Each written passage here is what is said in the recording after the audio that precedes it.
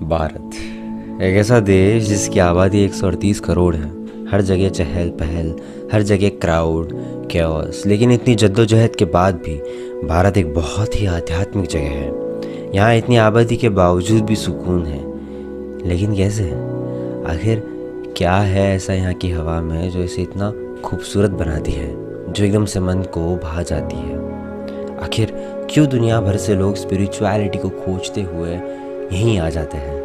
इसका मूल कारण है यहाँ का इतिहास, प्राचीन इतिहास। ऐसा अनकहा इतिहास जो आज भी इस देश को आध्यात्मिक गुरु बनाता है।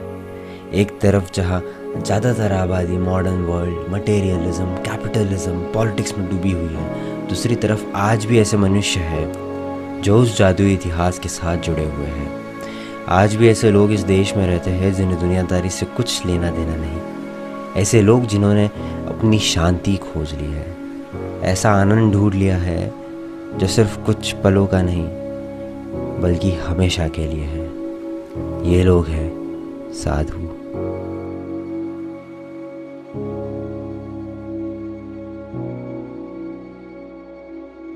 तो साधु वो होते हैं जो एक खोज पे निकल जाते हैं, भगवान की खोज। साधु, योगी, सन्यासी, वैरागी, कुछ भी बुलाए, लेकिन ये वही लोग हैं जो आध्यात्मिक जीवन के रास्ते को चुनते हैं। संसारिक जीवन का त्याग करके एक बड़े ही खूबसूरत रास्ते को चुनते हैं जो काफ़ी कठिन होता है। साधु वो है जो साधना की प्रैक्टिस करता है, जिसका असल कारण मोक्ष को प्राप्त करना है, इस जन्म और मरण के जाल से आज़ादी पाना है। ध्यान, साधना, भ्रमण, संन्यास, संसारिक जीवन का त्याग, सेवा, प्रेम भाव और सब में ईश्वर को खोजना ही उसका जीवन है। ये अपना घर परिवार, पैसों का मोह, दुनियादारी सब छोड़ छाड़ के एक अनंत यात्रा पे निकल जाते हैं। तो मेरे राजस्थान के इस खूबसूरत सफ़र पे कुछ ऐसे ही एक साधु से मेरी मुलाकात हुई। तो आइए आपको ले चलता हूँ मैं अपने इस सफ़र पे, जहाँ मैं करीब 15 दिन तक एक ऐसे ही सन्यासी के साथ आश्रम में ठहरता हूँ। ये वो ही 15 दिन है जो मेरे जीवन के सबसे बहुमूल्यवान, बोले तो इम्पॉर्टेंट दिनों में से एक है।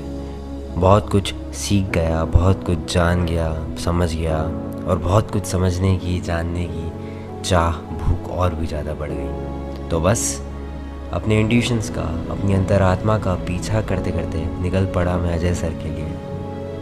थोड़ा चला, थोड़ी लिफ्ट मिली और बस पहुंच गया मैं इस खूबसूरत जगह पे जो अरावली के इन प्राचीन पहाड़ों में बसी है, आलू बाबा का ये खूबसूरत सा आश्रम।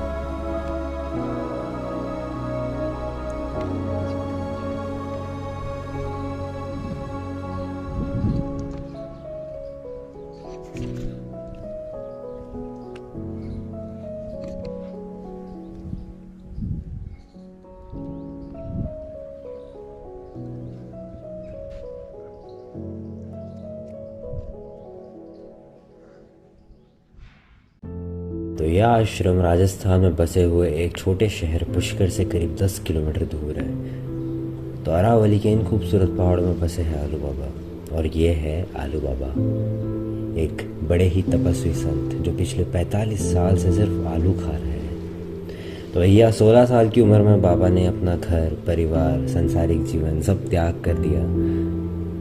कई साल तक बाबा यहाँ से वहाँ सफ़र करते रहे, गुजरात, महाराष्ट्र, कर्नाटका के जंगलों में सिर्फ फल फूल पत्तियाँ यहीं खा के अपना जीवन निकाला।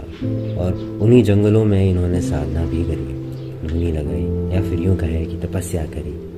और बस घूमते घूमते ये जोगी पहुँच गए राजस्थान के अरावली पहाड़ों में। जब बाबा यहाँ आए, या यूँ कहे कि जब बाबा ने इस जगह पे कदम रखा, तब यहाँ कुछ नहीं था, सिर्फ जंगल, वीराना जंगल। उस समय यहाँ पे लूटपाट, औरतों के साथ बदतमीजी जैसी हरकतें होती थी। हमारे आलू बाबा ने ठान लिया कि कुछ साल यहीं रुक जाते हैं, थोड़े हालात यहाँ के ठीक हो जाए, उसके बाद आगे बढ़ेंगे। तो बस उस बात को हो गए हैं करीब 30 साल। यहाँ अब काफ़ी शांति है, डेवलपमेंट हो गई है, कोई क्राइम नहीं, और बाबा इसी जगह पे पिछले 30 साल से ध्यान में मग्न है।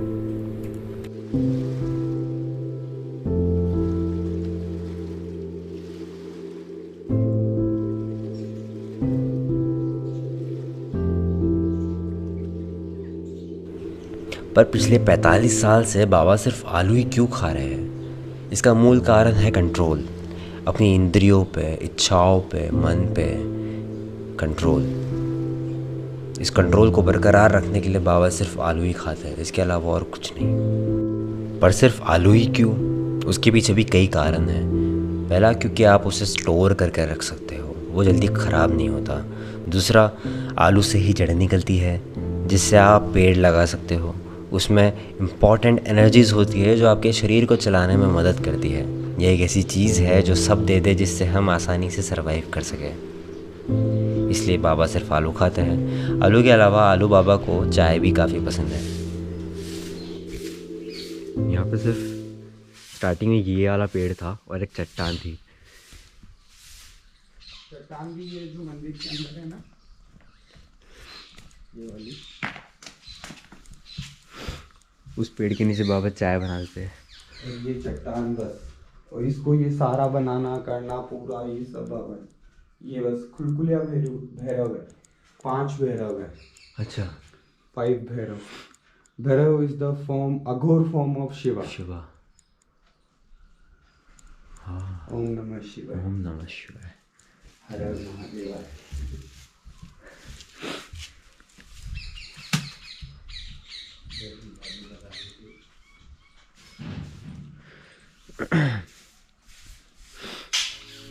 जब बाबा यहाँ पे आए तब यहाँ पे उन्हें गुफा मिली जिसमें भैरव बाबा की मूर्ति थी।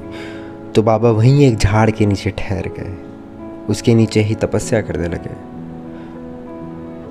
धीरे धीरे लोगों को मालूम पड़ा, सब मिलने आने लगे, सेवा दान सब देने लगे। लेकिन बाबा ने अपने लिए कुछ नहीं लिया, जो मिला वो सब सेवा में ही लगा दिया। आज यहाँ दुर्गा माता का मंदिर है, शिव जी का मंदिर है, भैरव बाबा का बहुत प्राचीन मंदिर है। बच्चों के लिए कुछ झूले भी हैं और अलग अलग प्रकार के पेड़ पौधे जड़ी बूटियाँ जो सब बाबा ने लगाई हैं। एक समय ऐसा था जब बाबा पुष्कर पैदल जाते थे और वहाँ से बीज पौधे हाथ में लेकर आते थे। आज इस इलाके में 700-800 ऐसे पेड़ हैं जिन्हें बाबा ने खुद लगाया है, जिसका इस्तेमाल पूरी दुनिया अलग अलग चीज़ों के लिए करती है। आंवला, बेर, आम, चीकू, जाम, बड़, अर्जुन, नीम, बम्बू, आयुर्वेदिक जड़ी बूटियाँ, न जाने और कितने सारे पेड़। फिर यहाँ पानी के लिए हैंडपम्प की भी व्यवस्था करी। हज़ारों पक्षियों को रोज़ दाना, आने जाने वालों को प्रेम, खाने को खाना, रहने को जगह, सब दिया ही है। और शायद लिया है तो सिर्फ आलू। तो ये है बाबा का सेवा भाव, प्रेम भाव। ये तब आता है जब आप हर आत्मा में भगवान को देखना शुरू कर देते हैं।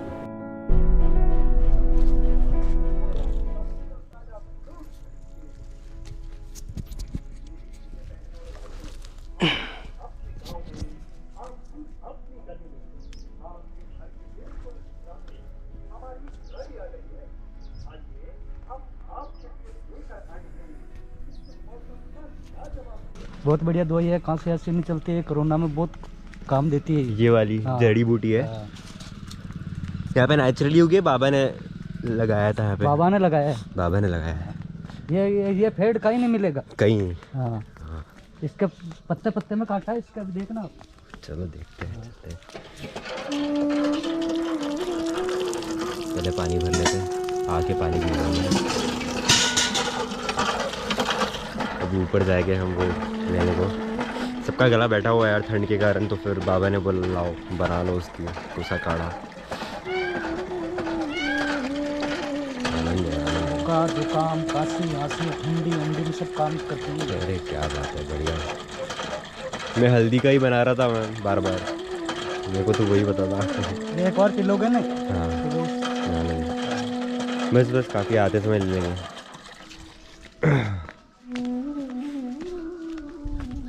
चलो चलते ऊपर। अगर कभी बाबा बीमार पड़ भी जाए तो वो सिर्फ कुदरती दवाइयों का ही इस्तेमाल करते हैं।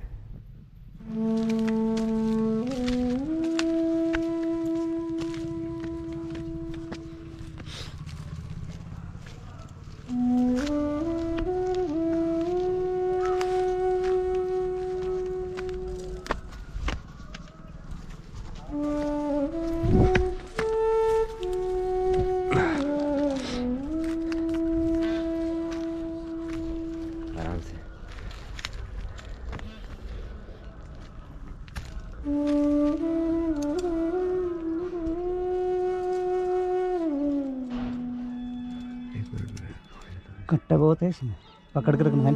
पकड़ लोगे क्या? हाँ पकड़ लेंगे।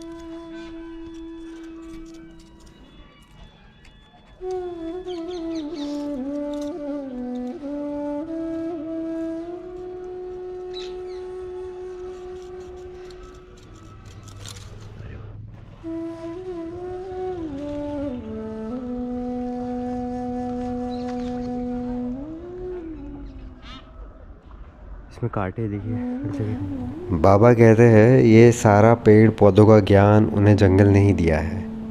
वो जानते हैं किस प्रकार से, किस तरीके से पेड़ पौधों पशु पक्षियों से बात करें। मैं और आप हम भी कर सकते हैं। आसान है, बस भाषा सीख जाओ।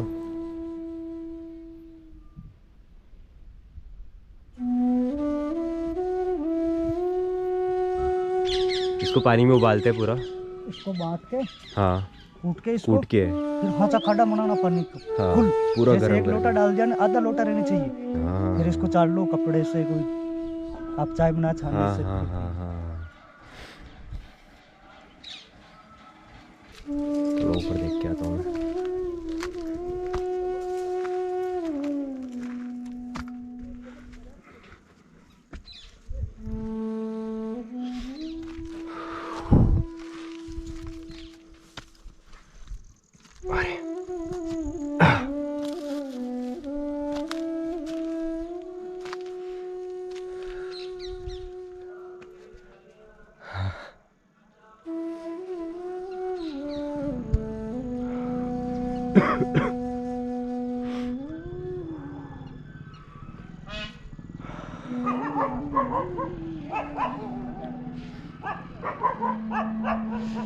क्या बात है, ये हर दिन एक्सप्लोर कर सकते हैं। वैसे इतनी सारी जगह है यहाँ पे, अमेजिंग।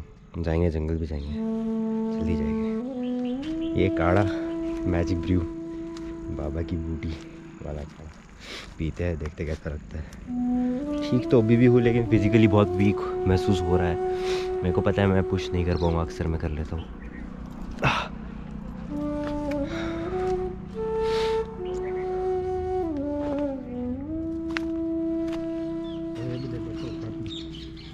फटकना मत है, हाँ आराम से आना है ना। बिल्कुल बिल्कुल, आपके पीछे पीछे।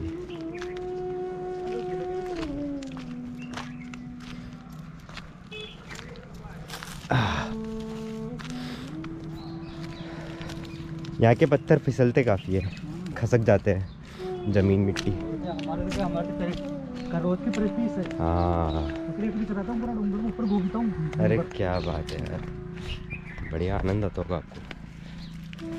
एक बार आदत हो जाए ना, बहुत बहुत बहुत कुछ कर सकते हैं फिर अपन।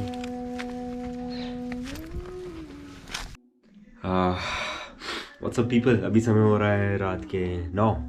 हमने कर लिया है डिनर। जो डिवोटीज़ आए थे, डिवोटीज़ बातचीत करके जा चुके हैं, या जो भी कोई विज़िट करना था बाबा को।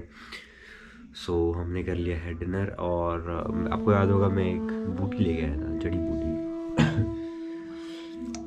दिस इज़ द जड़ी बूटी। ओके, एनीवेज इसमें हर जगह कांटे होते हैं।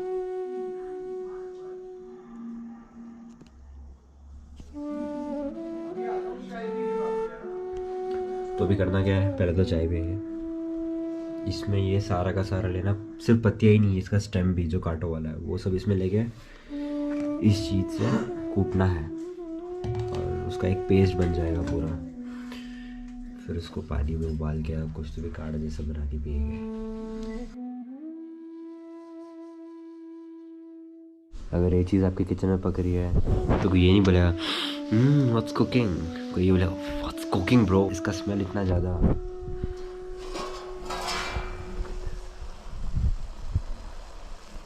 पालक पनीर की सब्जी, सरसों का साग।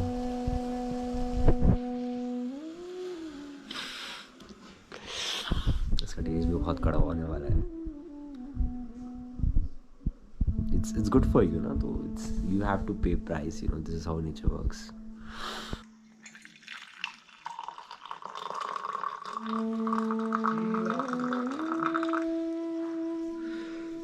ऐसा कुछ है।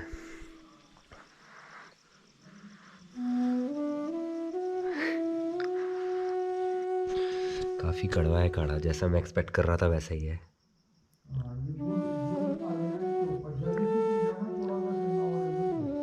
हाँ वही, मैं चुस्किया ले लेके चाय जैसा पी रहा हूँ। हाँ हाँ हाँ, क्या बात है, बढ़िया।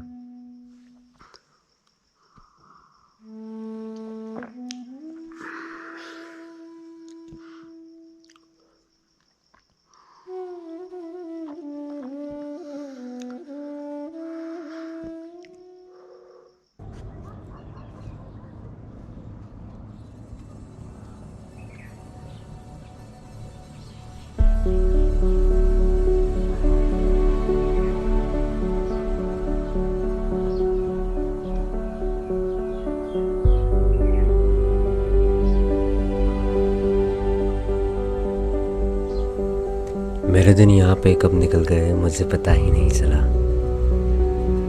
इस रोमांचक सफ़र पे मैंने बहुत कुछ करा है। कई सारी चीज़ें ज़िंदगी में पहली बार करी है, जैसे तैराई,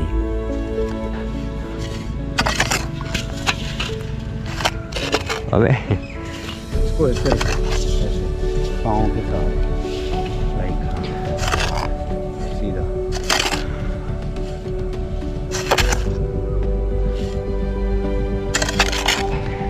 बाबा करेंगे क्या अपन इसका फिर? अभी ये मिट्टी जमा करके पेंट उसका वो करेंगे क्या, सीमेंट का पेस्ट बनाएंगे देन? उधर काम करेंगे ना। हाँ उसके लिए।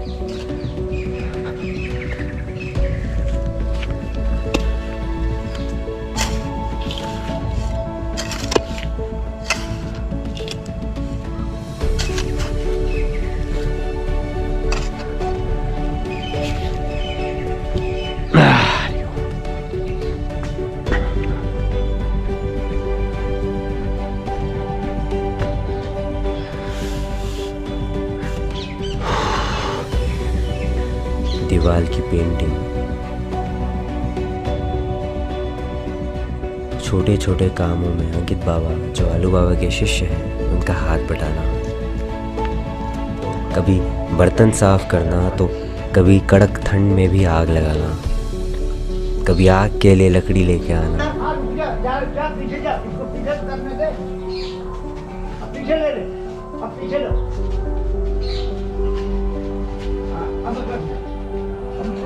तो कभी बाबा की चाय बनाना जो शायद मैंने कभी अच्छी नहीं बनाई, यही प्रयास है। पर इन सब चीज़ों के बाद भी काफ़ी आनंद करा। आ गए मोर सारे। हर हर महादेव बाबा। बाबा बनी टू बनी ट्री, शंभू ट्री। ओम नमः शिवाय। बाबा के साथ गप्पे,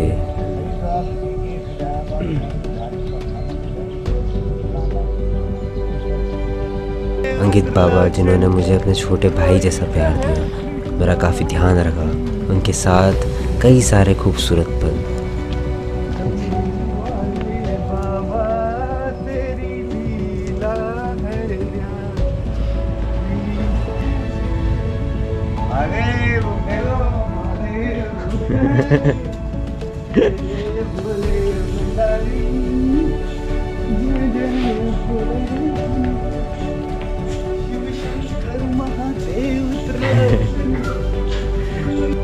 बहुत सारी लर्निंग्स, कीर्तन,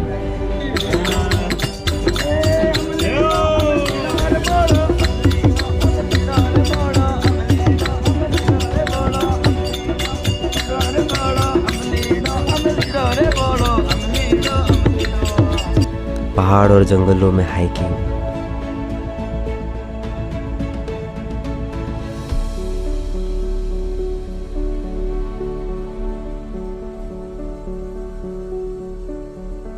डिवोटीज और विजिटर्स के साथ वार्तालाप। चले भैया, अच्छा लगा। जय श्री राम, भोलेनाथ। कई नए दोस्तों के साथ मज़े। सच में ये दिन मेरे लिए लाइफ चेंजिंग थे।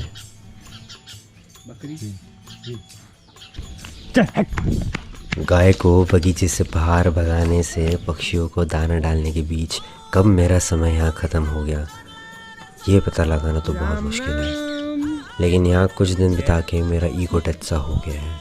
इंसान, कुदरत, इन सब के प्रति प्रेम और भी ज़्यादा बढ़ गया है। शायद मेरा एक नया जन्म हुआ है।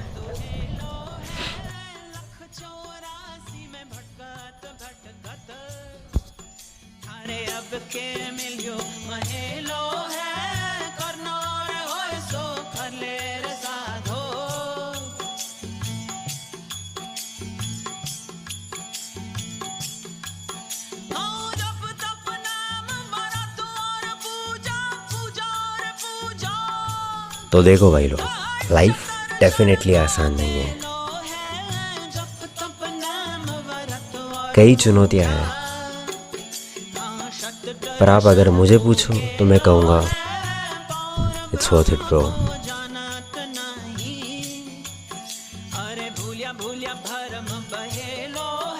ये जीवन एक बड़ा ही कठिन पर उसके साथ एक बड़ा ही खूबसूरत सफ़र है। कौन सा रास्ता चुनना है वो आपके हाथ में है। तो मेरे दोस्तों, कहाँ लेके जा रहे हो तुम अपनी इस गाड़ी को? जन्म दुहेलो है, लख 84 में भटकत भटकत, थारे अब के मिलियो महेलो है, करनार होय सो खलेर साधो।